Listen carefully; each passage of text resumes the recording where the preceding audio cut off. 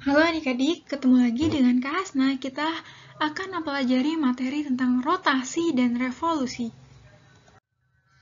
Nah, jadi apa sih rotasi bumi? Nah, rotasi bumi adalah perputaran bumi pada sumbunya atau porosnya dari arah barat ke timur. Jadi dia terus berputar. Ini, tapi tetap dalam porosnya, jadi nggak pindah-pindah gitu. Jadi berputar aja pada porosnya dari arah barat ke arah timur. Itu yang dimaksud dengan rotasi bumi. Untuk lamanya proses rotasi bumi disebut dengan kala rotasi. Kala rotasi yang membutuhkan waktu selama 23 jam, 56 menit, dan 4 detik. Atau kita sering sebutnya dengan 1 hari. Gitu. Jadi dalam proses 1 hari itu adalah proses dari adanya rotasi bumi. Nah, kira-kira apa sih pengaruh dari rotasi bumi itu? Ada 5. Yang pertama, pengaruh dari perputaran bumi pada porosnya itu menyebabkan terjadinya siang dan malam. Yang kedua, gerak semu harian. Yang ketiga, perbedaan waktu. Yang keempat, pembelokan arah arus laut. Dan yang kelima, pembelokan arah angin. Ini dia, kakak jelasin satu-satu. Nah, ini dia. Yang pertama adalah terjadinya siang dan malam. Kenapa bisa terjadi? Karena dalam proses rotasi bumi, di sini kan ada arah datangnya sinar matahari. Nah, ketika bagian bumi yang terkena sinar matahari, maka akan terjadi proses siang hari. Itu sedangkan bagian belakangnya kan tidak terkena matahari, otomatis akan gelap. Maka terjadilah proses malam hari. Gitu. Inilah akibat dari rotasi bumi yang menyebabkan terjadinya siang dan malam. Nah, selanjutnya gerak semu harian matahari.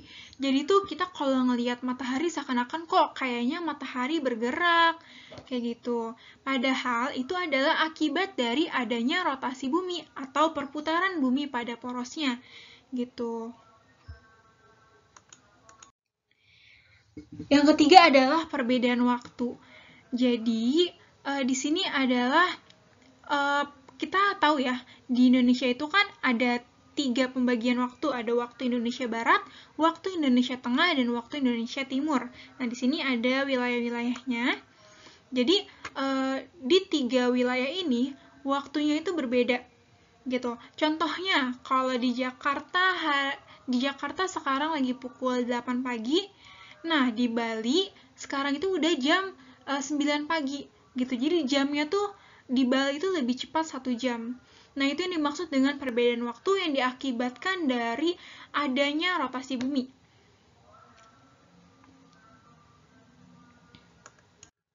Nah, selanjutnya adalah pembelokan arah arus laut. Jadi, pada belahan bumi selatan, arah arus laut berbelok searah perputaran jarum jam. Pada belahan bumi bagian utara, arah laut berbelok berlawanan dengan arah putaran jarum jam. Gerakan pembelokan arus laut disebut dengan efek Coriolis. Nah, ini akibat juga dari adanya rotasi bumi. Dan yang terakhir adalah terjadinya perbelokan arah angin.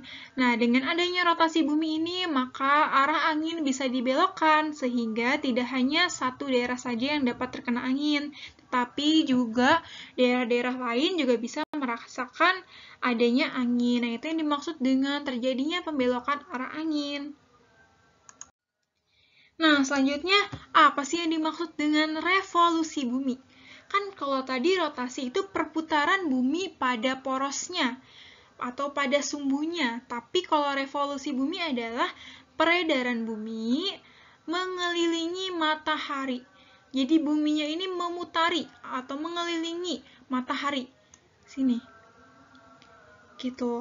Nah, untuk bumi mengelilingi matahari pada orbitnya sekali dalam waktu 365 hari. Gitu. Atau kita sering sebut dengan 365 hari atau 1 tahun. Gitu. Jadi, dalam 1 tahun itu adalah akibat dari revolusi bumi atau waktu yang dibutuhkan ketika bumi itu mengelilingi matahari. Nah, untuk pengaruh revolusi bumi ada 5. Yang pertama ada perbedaan lama waktu siang dan malam. kemudian perubahan rasi bintang, yang ketiga perubahan musim, yang keempat ditetapkannya kalender Masehi, dan yang kelima gerak semu tahunan matahari. Nah, yang pertama di sini adalah perbedaan lama waktu siang dan malam. Ini juga akibat dari revolusi bumi. Kemudian perubahan rasi bintang. Rasi bintang adalah kumpulan bintang-bintang yang membentuk pola tertentu. Gitu, ini juga akibat dari ketika bumi itu mengelilingi matahari. Yang ketiga, adanya perubahan musim. Jadi, seperti yang kita ketahui, di Indonesia juga kan musimnya berbeda-beda ya, dan berubah-ubah. Ada musim hujan dan musim panas. Nah, sama. Kalau di dunia, itu sebenarnya ada 4 macam musim. Ada musim semi, musim panas, musim gugur, dan musim dingin. Nah, kenapa bisa terjadi perubahan musim? Nah, ini karena akibat dari revolusi bumi. Nah, yang keempat adalah ditetapkannya kalender Masehi.